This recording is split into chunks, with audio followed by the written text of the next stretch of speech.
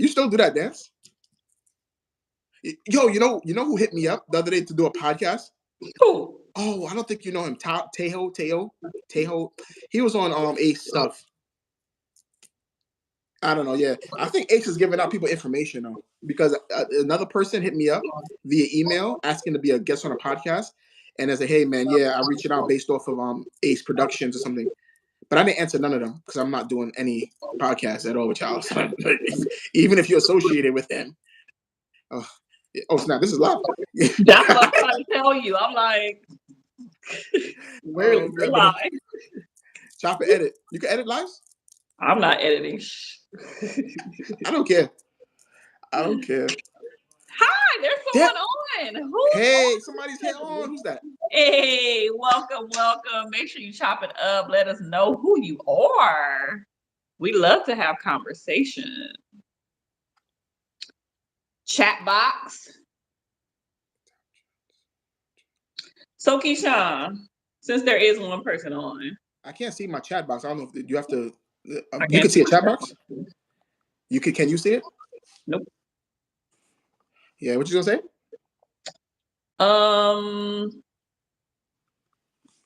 We should get started. Yeah. I mean, you specialize in everything.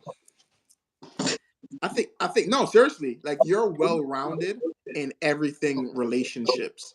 First of all, who are you? Who are we? Like, your people might be on, my people might be on watching the replays, and they may not know who we are. So that is true. So my name is, who are you? My name is Keyshawn Scott. I'm an author, relationship coach, speaker, creator. That's who I am. You know, I help men and women heal from relationships and breakups and help them find their purpose, you know, after brokenness so they can live again, you know, because we all know after breakups, after heartbreak, it's actually hard to live, find yourself, breathe, eat, sleep, all the prerequisites of life, things that you're supposed to be doing. It's hard. So that's what I do. Okay. You know, Kiki, what about you? Media personality. You're a media you've been on tons of television, yeah, podcasts, radio. Don't try to downplay that. But it happened so so crazy. It happened so fast because I remember we were talking about it, and then out of nowhere, it just started happening. Like it was like a whole year or two of back-to-back black. You know, and I know if you've been done, you know, before, but I used to speak to you about doing it. When you started doing it, it's like everything that you spoke about was true. It's like, yo, Kev said this exact same thing. They really be doing this. They really be doing that. You know, so it's like, you know, it's a wonderful feeling. You know, like I did a show, and I watched it actually today. I gotta actually edit it, on DirecTV, over here, and I was watching myself, and I was like, yo, I gotta trim down a little bit because I was like, why does my shoulders look like this? Why are my scouts over? Why's my shirt raffled? I was like, but it was like the little things that I was looking for. Everybody else, you know, does, oh, you look, it's fine. But I'm like, no. To me, I was like, why I look so dark? I look darker than you. Why the lightning, you know, or why did I answer that question like that? I could have did it much better. It's always after the fact we look at what we did in interviews and we say, I mean, I answered the question, but I could have said something completely better, you know. So yeah, it was good. It was good watching it, you know. So it was good. That's so dope. Love it. Keyshawn is in New York, by the way, for the people who are like, where is he? He's in New York. I am in Los Angeles, all the way across the country. So welcome to the two people that are on here right now. Hey. Okay. Put something in the chat box. We're going to be able to see the chat if possible. So we can see what questions that you guys may have. But I will, because I cannot see a chat at all. Yeah, I can't see a chat box either. But we will. Oh, I thought you were seeing it. Okay. I can. Even when I click the chat icon, I can't see anything. Okay. But I'm also wondering if anybody is putting anything in there so I can see what's happening. So if somebody is on, put something in the chat box so we can see what's cracking. Where you from? Let us know where you're from as absolutely. well. Yeah, I had someone on my page from Canada this morning when I was on. Anyways, So, hi everybody. My name is Keandra Jackson. I am a licensed marriage and family therapist, award-winning speaker, best-selling author, TV and media personality. Super passionate, like Keyshawn said, about all of the things surrounding mental health and healthy relationships. I'm all about making sure people have thriving relationships across the board, whether that is romantic or platonic with family, friends, coworkers, and all of those things. So I'm super excited to be on here chopping it up with Keyshawn tonight because Yes. we have some really good information that we want to share with you guys. And I thank you guys for the people who are on, taking time out of your busy schedule to hop on. Um, and we can get this party started. Yeah.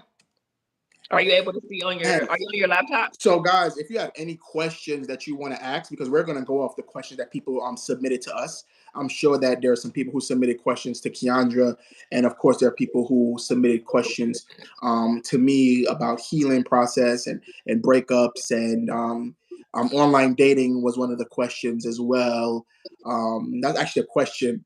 Actually, I'm surprised that she's not on because she asked me a question yesterday on how to make online dating safe, because I know that is not safe because a lot of people are afraid, or what can you do to kind of filter out the people who are not good for you, the liars, rather than the ones who are real. And that's tough because Mm. people can portray to be anybody on social media, online, on Tinder. I think that's one of them, and I don't know the rest of them, but all the other dating sites that people have. So I think that's one of the you want to jump into some questions that we pre-had. Yeah, I mean, I am actually trying to go and pull it up on my laptop just to make sure that Okay. there aren't any questions in the chat box, because I don't want to miss anything anybody is saying. Yeah. So I am going to do that. But Keyshawn doesn't know about dating apps because he's married, okay? And I hear so from third-party sources. yeah, he don't know about no Tinder. He don't know none of Hmm. the apps, okay? But there's definitely tons of apps, dating apps out there, Tinder, Bumble, Hmm. all of these apps, right? Are And those safe so, though? I mean, what is safe in these? What is safe? You know, you have to put I don't yourself know. in a That's a position good where question. you have to put yourself in a position where you create your own safety, right? You have to put Yeah. things in place if you're going to be dating people on apps and meeting up with people or talking to Yeah. them. You want to make sure you have those markers in place where it's like, oh, you're going to tell a friend if you go on a date, or you're going to let somebody know where you're at. You're going to vet the person, maybe even do your own little research to Hmm. see to see who that person is, what they're doing, all of that. So I don't think anything is technically really safe. We live in a crazy world. Yeah. Anything can happen at any given time. But if I was going to be on an app, I would definitely have phone conversations with the person ahead of time, know what they look like, tell a friend or a family member where I'll be just in case something goes left, Yeah. just to kind of have like a safety plan, so to speak. I think you have to have a safety plan because a lot of times when I'm talking to clients, I'm talking to people, what they said is that they actually do the video chat, and you have to do a face confirmation, what she said, a facial recognition kind of thing, in Hmm. order to get verified to the app so they can know you, because you can put anybody pictures up there. I remember at one point, I think years ago, Princess and I, we found people pictures, I mean, of me on there, and I'm like, okay, this can't be good. We had to report it. It was like a whole thing. We had to go through the people, and I had to, like, they sent me a link to verify. Like, you have to press on a link, you have to kind of do that facial thing. Like, I had to do that whole thing just so I could tell them that's not me on that dating site. You know, yeah, it's just scary now, because there's a lot of, and especially for women, there's a lot of predators out there. There's a lot of people, and I fear for women's safety now, because I was speaking to a friend the other day, and she said she parked at a Dwayne Reed, and then a white truck, and I don't know if this is something big now on where you are, where they park a truck next to your car, Hmm. facing the opposite direction, like, so they can leave, and the door is open slightly. So when you go into your passenger seat, they grab you, throw you in the car, and go. I never knew that was a thing, and it's scary for a lot of women. That's, in that area. I know you're talking about relationships, but you like you said, you got to be safe. You got to be safe. Absolutely. It's important to be safe at all times. And that's Hmm. why it's important to know all of these. I found out about that through social media, right? So social Yeah. media has a very unique way of putting us up on game and keeping us updated on what are Hmm. the things that could potentially be happening, especially for single women. There's a lot of sex trafficking, people getting abducted, Yeah. kidnapped, all of those things, especially for Black women. So you just have to be careful, you know? Even though all of those things are happening in the world, I do not think that that should deter a person from not using dating apps or Hmm. not going on dates in general. So I don't want people to be so fearful and scared that they don't even they don't Hmm. even try. They don't even go anywhere, you know, or even try to pursue a relationship and then they wonder why they may be single. So dating apps Hmm. is good. Dating apps. Yeah. So you want to get into questions? I have a question that someone asked. She said on my Facebook page, she said, how do you know how do you know when I'm ready to move on from heartbreak and enter another relationship? So I'm guessing that you've been through a breakup, you've been through a heartbreak, and now you want to move on, and you want to love. Everybody wants to love it, and to some extent, everybody wants a relationship. They want to feel loved and be loved and give love. But how do you know you're ready after a heartbreak? I'll answer first. I'll say when you no longer have an emotional reaction or even a physical reaction to your ex, their family, um, when you hear their name. Because I know a lot of people, one of the questions that I always ask people is that if you find out that your ex is in a relationship or married or having children, how would you feel? They're like, oh my God, I don't know. If he gets married right now, you're over him. The relationship is over. So why would it matter? Right? What your ex is doing and who they're doing it with is none of your business right after that relationship ended. You make it your business when you start investigating and finding out what they're doing and, oh, is she prettier than me? Is he more handsome than me? What does he or she have that I don't have? And then you start playing that compare and comparison game with them. So I actually, yeah. So I think when you are not emotionally invested into that person or the breakup or the past anymore, what do you think? Yeah, I think you hit it right on the head. The first thing that came to my mind was when you hear or see the person and you have no emotional feelings or Hmm. attachment like you used to. That's when you know you fully healed and can move on. Yeah. But if you have an emotion or if you get mad or upset or Hmm. sad or you feel away internally, if you see or Yeah. hear the person or see of them or whatever, that's an indicator that you're just not where you need to be. Yeah. Yeah. And so it's the healing process for me looks like you're no longer doing and saying the things that you used to do. So essentially, when you are going through a breakup, you feel all of the emotions, you sad, you mad, you feel down upon yourself, you reviewing the relationship over and over. You're going through all of the different ups and downs. But if you can look back and say, I'm no longer in that place anymore, I am okay, I'm doing better emotionally, mentally, spiritually, Hmm. physically, like you're being a better person overall and you're investing into yourself, that's another indicator too that you are ready to move on. But if Yeah. you look at yourself and you're still in the same place you were right after you broke up with that person, Hmm. you're not ready. You're not Yeah. ready. Yeah. And I think too is that when you keep reliving it, like a lot of people, they keep reliving it, and they relive it in different habits, in different forms, and they will always relive. And I realize that a lot of people they still have the same brokenness and resentment from day one on day 200, day 365, is because they couldn't come to the realization that this person just really he really played me, because I've heard people say like that he really did me dirty after years or months. It's like they said, I can't believe it's because it's unimaginable. It's crazy. Um and it's hurtful. You have another question for us? Absolutely. I think too, like to be before I go Hmm. on to the next question that someone has sent me, I think it's okay to have those moments too. Like even there Yeah. have been moments where I've even looked back on old relationships that I had, and I was like, this fool really played the girl. Like he really thought that. So Yeah. it's okay to have those emotions and feelings, as Yeah. long as you don't stay there Yeah. and you don't wallow in it. You know, Yeah. Geneva, thank you so much for popping in and for being honest. Geneva says, I still carry resentment. Absolutely. So, depending on the details of the breakup, what happened in the relationship, why it ended, there is definitely going to be some guilt, some shame, some resentment, some anger. And those are real emotions that we don't want to Yeah. bypass and act like it's not a big deal, because it is a huge Mm-hmm. deal. But in order for you to move on and be in a relationship that you're supposed to be in, to be honest, you got to let that resentment go. Yeah. Ain't no way you can hold on to that resentment and also accept real authentic love at the same time, right? You're just going Yeah. to be repeating the same pattern and technically bleeding on the new person that you're going to be. Mm-hmm.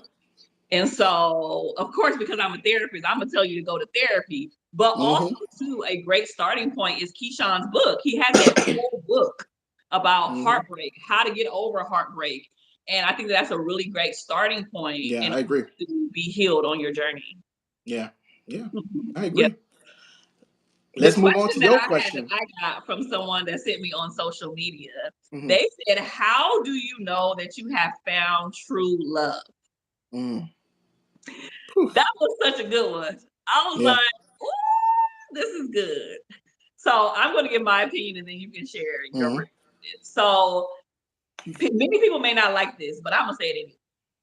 I firmly believe that, and this is no study has been done. This is just my own personal experience, my own personal knowledge from That's working the with best. couples.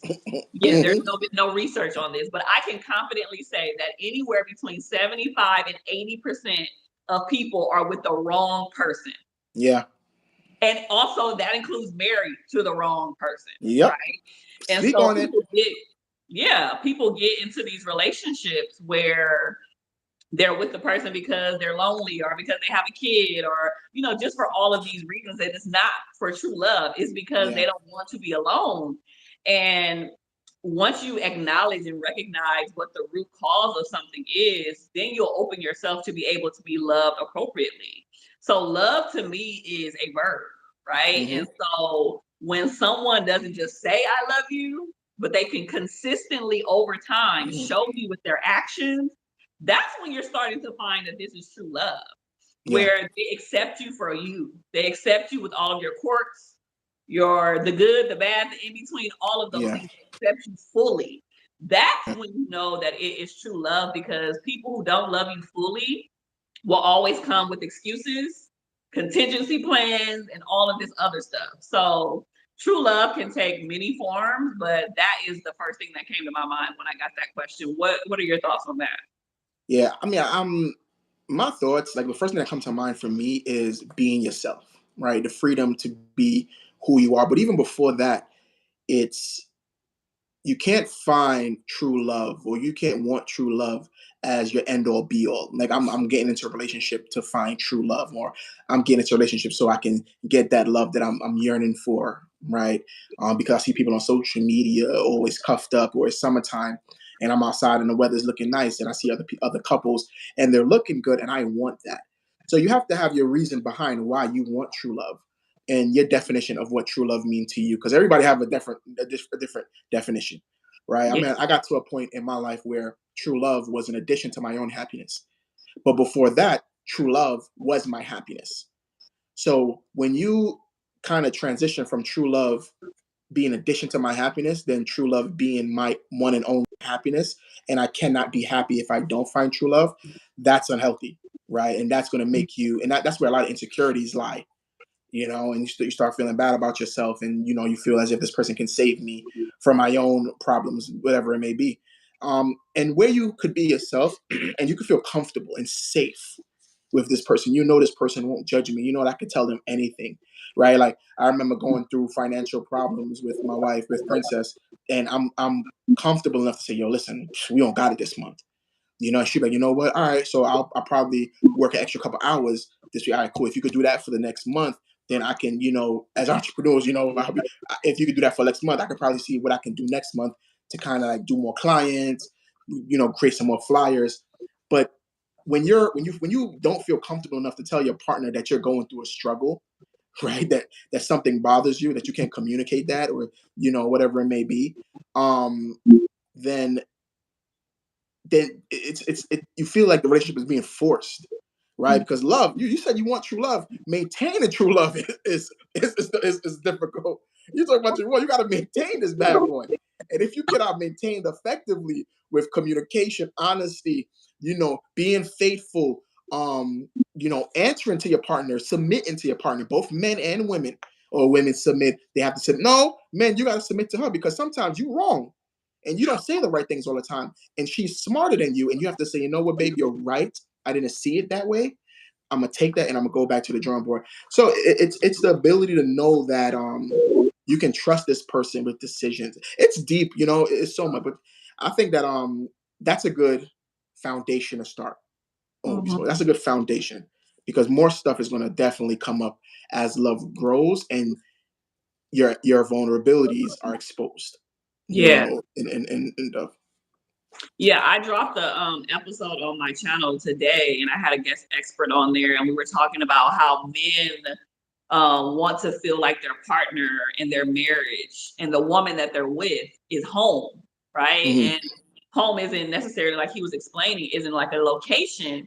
It's the fact that when you are with the particular person that you're supposed to be with, your heart can rest, like your soul can rest, knowing that they're going to love you and protect you and they have the best interest in mind for you. mhm, And so it doesn't matter, if they're around the most beautiful people in the world, or the hottest girls, or all of those things, because you have something deeper with yeah, that person, with your partner, that nobody else can ever have. And yeah. so true love feels like home. It feels safe, it feels vulnerable. You can be your authentic self without judgment. So that's what I would say for that one.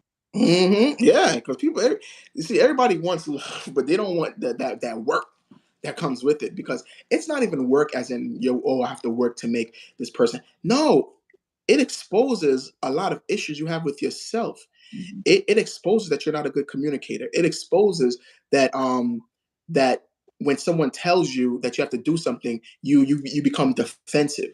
It exposes that you can't talk right, you can't relationship, right? You can't relationship, you can't do it, and it's tough, right?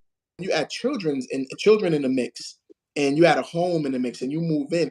Like I'm telling you, a lot of this is from experience. Me and we experience everything: Mhm. fights, arguments, communication issues. Hey, I feel uncomfortable right now. Hey, I feel uncomfortable right now. It's so much, but you have to get to that point of understanding. Like you said, that analogy with home. You know, you have to say, you know what, I trust you and I feel safe here. I'm okay here. And I think once you get into that relationship with that person and you say, you know what, I could do life with you. I can do life with you. That's why I tell Prince, I could do life with you. Rather, once you could do life with someone, because we do life with people all the time. We have friends. You're doing life with me, right? I'm doing life with you. You do life with Kendra. I do life with. We do life with other people, but when a relationship is involved, it's no different. We put so much crazy emphasis on the love thing, and this person, oh, you broke my heart. We just really good friends, man. We really good friends. We just chilling and we respecting each other, but we love each other beyond explanation. And this is a deeper love that we have. So yeah, that's true love. I hope people can go back and listen to this because this is really good information that people got these last couple of questions. The live is done. That's it. We done. That's it. The live is over. You, we just dropped a whole master class. It's a 20 minute master class. All we gotta do is chop. We done. But yeah. Um, a good question are we finished with that question? I don't want to. Yeah, I don't have anything else to add on that. Mhm. Another good question is that how do you recognize when you're in an unhealthy relationship? Unhealthy. This is a good one, because a lot of people are in unhealthy relationships, and they know or they don't know. I believe a lot of people know. They know because a lot of people are in relationships, and I'm tell you this: a lot of people are in relationships and they're begging. They're begging for love. They're begging for attention. They're begging for affection. They're begging for communication. They're begging to be loved. They're begging, like, why not? Why you can't love me? Why you can't do it? And they're sticking around, wasting so much valuable time and life trying to turn the wrong person right because they're afraid to start over. They're afraid to do this all over. I ain't gonna lie, it's hard. Once you leave a 4-year relationship, you're like, no, no, no, I can't do this no more. No way. I gotta re-meet your mom, re-meet a father, re-meet cousins and brothers, start another group chat, right? No, Mother's Day all over again. No, and I might not even be compatible because people. One thing I realized, and I wrote about this a couple of days ago. People talking about, oh, you got to be compatible with partners. You got to be compatible with families too, because a lot of families could damage your relationship. So you talking about compatibility, and my partner got to be this. Well, my partner parents better be like this. My partner's family members, because a lot of people you can lose a lot of life with them too. So, um, how do you recognize them? I would say when it comes in a form of you losing yourself. You feel like you're giving so much of who you are and not getting anything in return.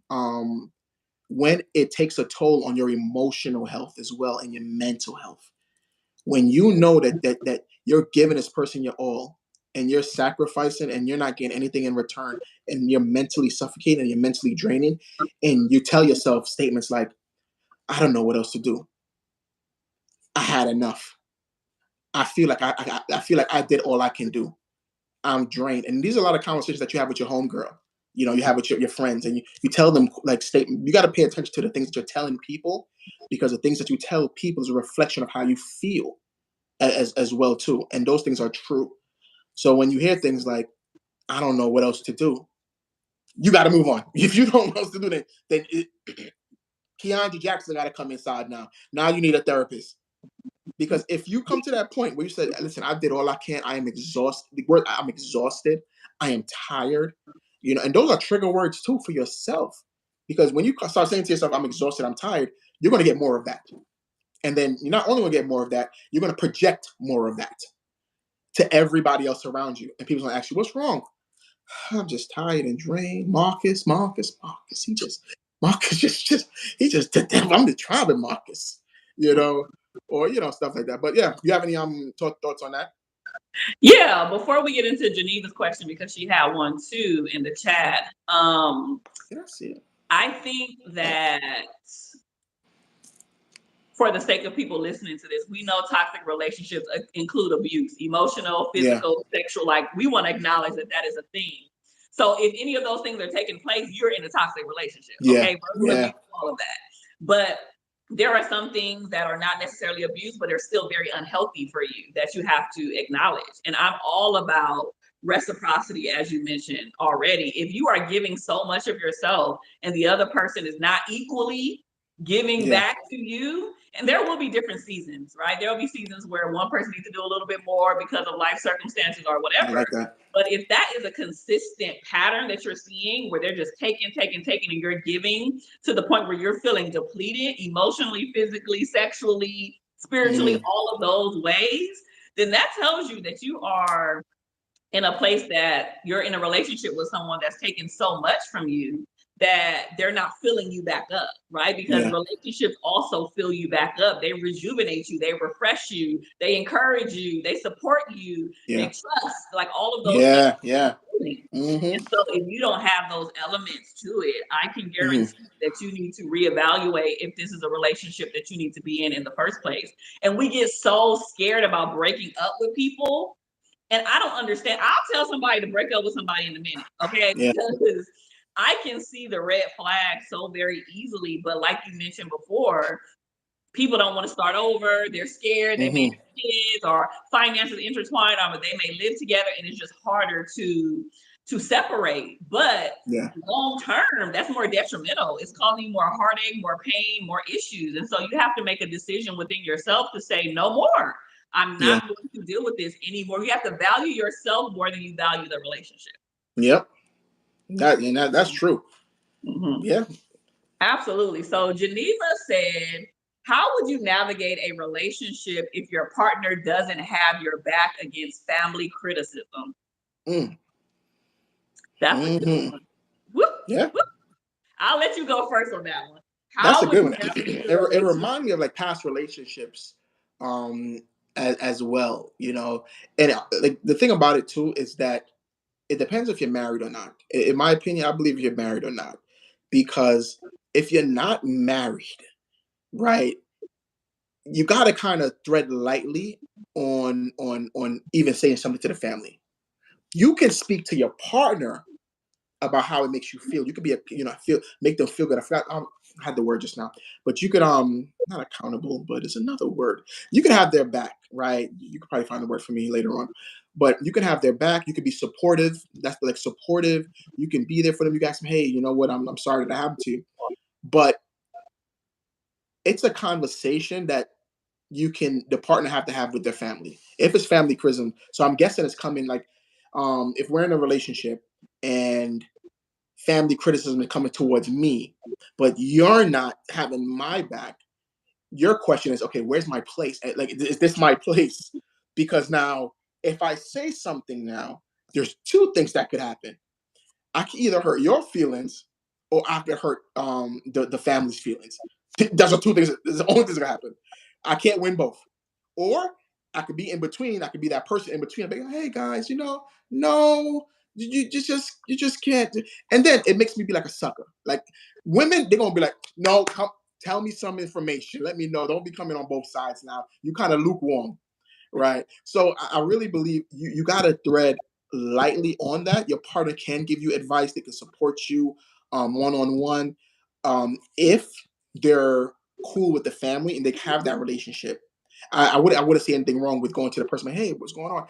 Let me hear your side of it. Let me know how you feel, right? And I think that's with therapy. You don't go there and be like, hey, what's going on with y'all? Why y'all doing this? No, let me know how you feel, like what really bothered you, and then I'll go back and be, well, this is what bothered them, and you can't really disregard their feelings and how they feel. I think what we should do is, if we want to like sweep it under the rug, but also try to fix, not sweep it under the rug, because things from the rug always come back, so you got to clean it up at some point. But um really have a conversation with both people. But I will thread lightly with that. I would be like, the partner has to talk to the other partner.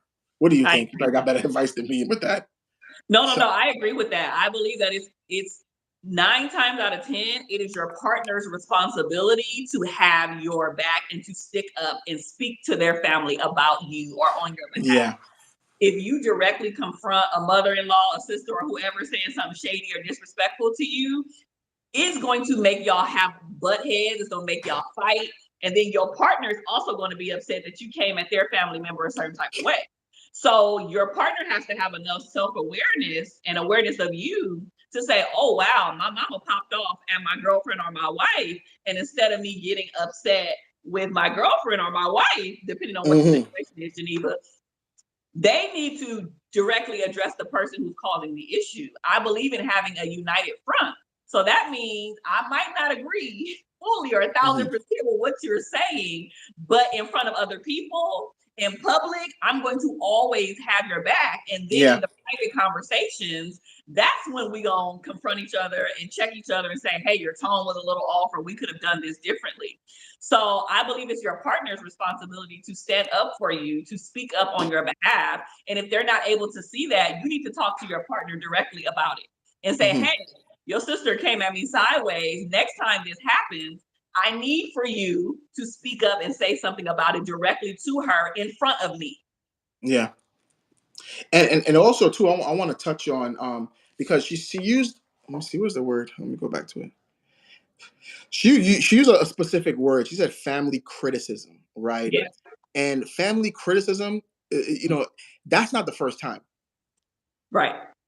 I'm just saying it's not the first time, because when somebody's criticizing you or judging you on something, we want to know why they're criticizing you in the first place.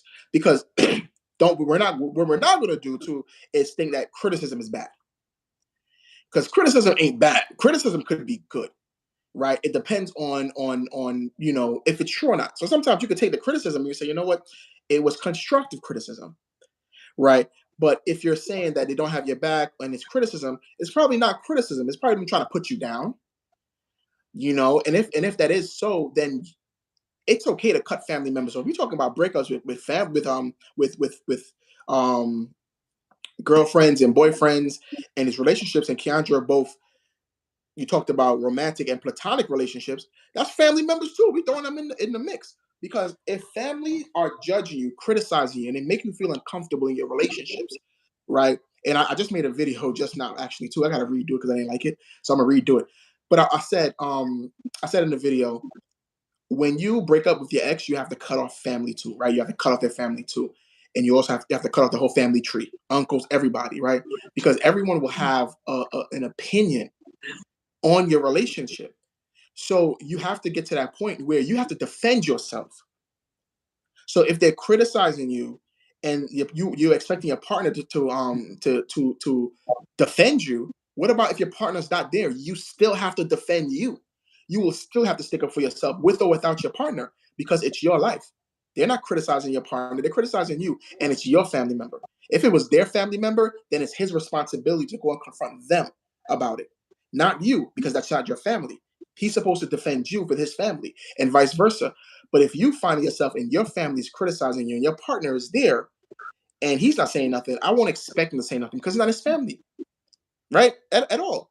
So, but if it's your family, at the end of the day, you have to stick up for you. You have to put your foot down, and you have to know what you're going to accept from certain people in your in your in and out your relationship. In and out your relationship. And if they're not for you, if their information is not helping you, if the criticism is not helping you, if it's not healthy, if it's not going to make you better, your relationship better, make you in a better then you don't take it. Throw it in the garbage and tell them thank you, but no thank you, and keep it moving. They Yeah, can't yeah. come to the baby shower or the wedding. That's it. Not the baby shower or the wedding. Mm-mm.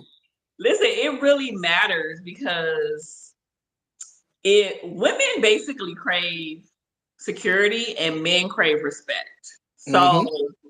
if those two things are not solidified in a relationship, it can get real funky and ugly easily. Mm-hmm. And so one of the most unattractive things to a man, even to a woman, is when a man, I'll say it like this. One of the most unattractive things to a woman is when a man cannot take up and stand up for his girl, period. Yeah. Oh man. Yep.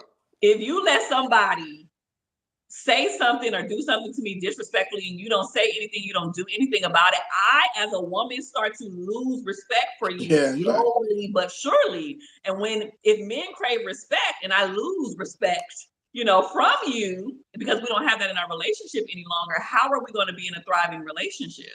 Yeah. So he basically got to man up, Yeah. or your partner got to man up Yeah. and say, no, like you cannot operate in this space. And if it Yeah. isn't something that he can do, then again, this may not be a person that you need to be with. And Yeah. figuring out what the deeper issue is. Like if that person feels like they can't speak up to their own family on your behalf, why? Oh, that's bad. Why? That's What's bad. the issue? What's the Mm-hmm. issue? What is the deeper issue there that they got with their mama or their cousin or the sister, the brother, whoever the person is? What is the deeper issue? Because there got to be something deeper for them Yeah. not to want to stand up for you. And that's going to be a reflection of how the relationship is going to continue to be. Mhm. Because imagine when you get married, it's going to be the same thing. Like a lot of men are like that with their family and their moms and stuff like that. And they get information from outside people. But yeah, I agree. I agree with that. That's deep. Yeah, Mm-hmm. that's Yeah. real. So, any other final questions, Geneva? Anybody else that's on? If you are just now joining us, hey, we are answering. What's going on? I think we got questions. somebody else in here. Yes, If we you're are in here, we answering can answer questions. one more question. We are answering questions live and in color. So this is basically free advice. I charge Free big advice. bucks for my thoughts, and so does Keyshawn. So to get your Mm-hmm. questions answered for free 99, I like free 99. I love some free 99. yes, we Mm-hmm. love free. So any final questions, definitely pop them in the chat box. Geneva says that goes with protection. Yeah, protection is a huge thing. Security, respect, all of those things. Mm-hmm. Did you have any other questions that any of your followers on social media or anybody asked you? Because those were the two questions that popped up for me. Not really. Everything is like the same breakup question that we kind of covered, like all of it in like one shot. Yep, absolutely.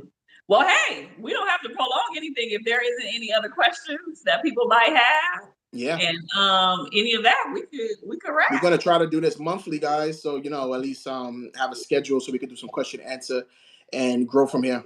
Because we know that a lot of people have a lot of questions, and it's hard to find good quality people in order to get some information from. For sure. So that's why we're here. Absolutely. So last call, like when you're at the club and it's like last call for no alcohol. Last call for last call. Thanks, Geneva, for being a good person. Say that again. I said thanks for Geneva for asking questions and being a good guest. Absolutely. She was amazing. Thank you for your vulnerability. And Send me Geneva. You could go on my page. My Instagram page is Keyshawn Scott, Keishorne, and I'll send you a free workbook via email. Just for being on. Okay, so just send me. You know, Chloe do that all the time. She gave me this. She's like, "Don't take this off. If I see any videos," so I have to wear this all the time. Chloe is your daughter. I'll be walking around in the street with this on. People like, okay. Oh, that was so nice of you. Thank you for doing that for Geneva.